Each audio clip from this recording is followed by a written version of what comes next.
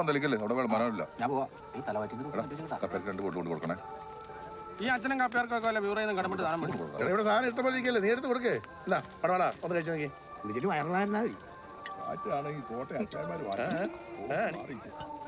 എങ്ങണ്ടാ കത്തുന്നില്ലേ? വണ്ടിയാ.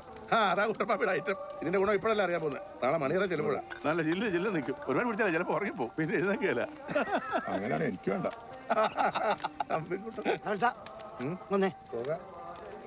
അതെ, അവൻ പലതും പറയും. നീ ഈ ചെങ്കോലങ്ങ് പിടിച്ചേ. നല്ല ചടച്ചാ ഒരു കാറ്റം കാറ്റിക്കേ. ശരി, തിരിച്ചു വിളിച്ചേ. ഇത്ര ഈ അപ്പ കൊച്ചിനെ ചീത്തയാക്കും.